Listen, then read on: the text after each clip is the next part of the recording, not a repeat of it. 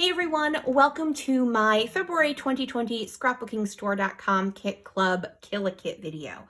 This is the video where I share what I made with this month's kits, as well as what I have left over. I do this for a couple of reasons. First, I like to show how usable a kit is. And now I am a member of their design team, but I actually do this with my homemade kits as well.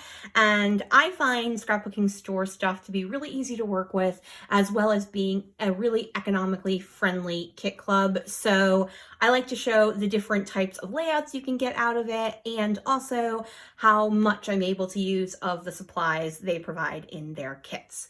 Now, in the description box below are the links to everything for Scrapbooking Store, from their blog to their Facebook to their shop. Also in that box below is my affiliate link. So if you would like to make a purchase, either one time or to subscribe to the kit, if you do it through that link, it doesn't cost you any more money. It just gives me a little bit of a commission.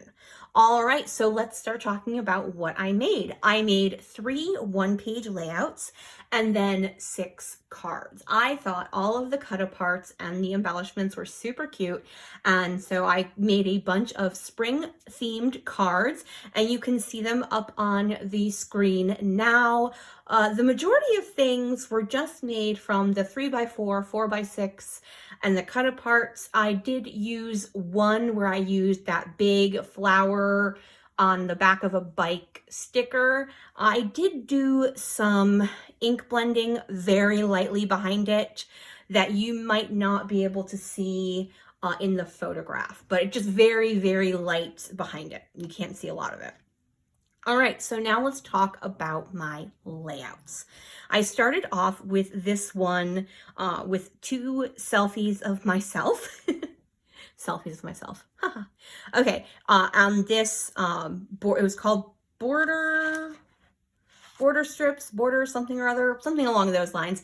And it was funny because almost everyone on the design team used this paper. It was just such a beautiful paper. From my stash, I did bring in enamel dots as well as the mini thickers, but other than that, everything, oh, and some Heidi Swap Color Shine and Shimmers mists over the flowers, but other than that, everything comes from the kit. Next up, I have this one photo layout. This is of myself when I was younger. I found this kit to be really friendly for those older photos you have. So this is one from the mid-80s, 1986, and everything here is from the kit except some enamel dots, and then the word family, which is from my stash.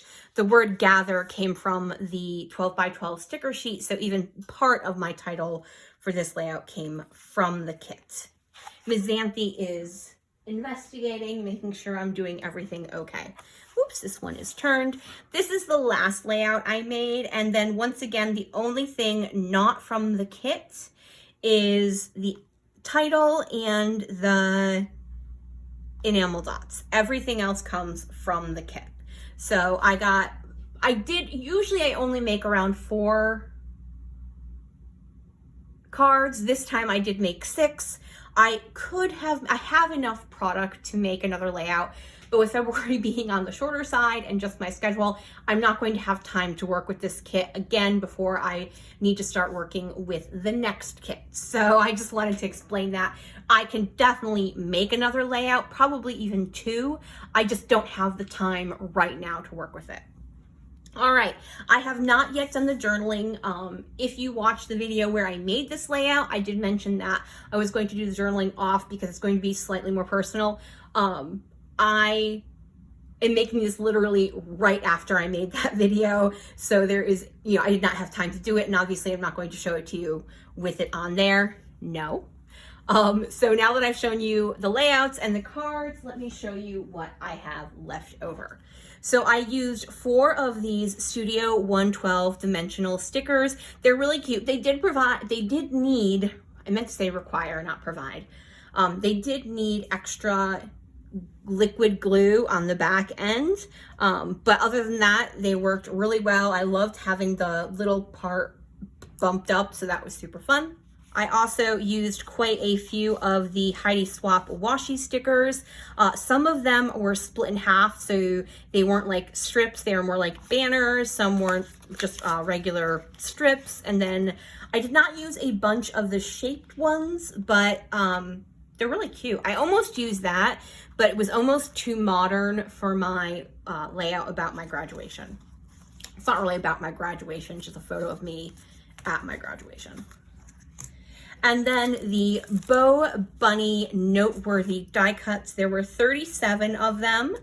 So I have 15 left over. I did just count them. I don't know that off the top of my head. So I used 22. So pretty good, not bad at all. And then I have, let me put these actually under here. This is the sticker sheet. I used a lot of them, probably about half, I would say, which isn't bad.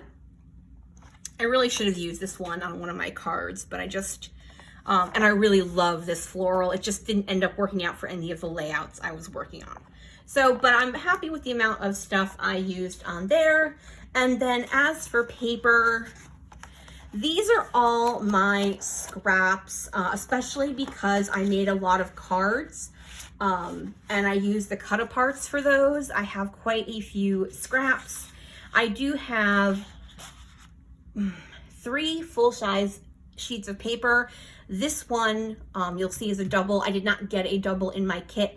I had this from a grab bag that I bought. It was just one random sheet of Flower Market. So I put it in here just in case I did want to end up making a double page layout. I did not end up doing that, but I thought I would add it just in case. Oh, this is just a scrap of paper from the last layout I made. Didn't come in the kit or anything.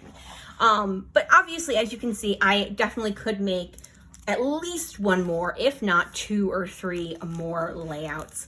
As I said, just due to time constraints, I just am not going to be working with it. All right, everyone, thanks again for watching. If you could flick me a thumbs up, that would be super awesome. All right, have a great day, everyone. Bye.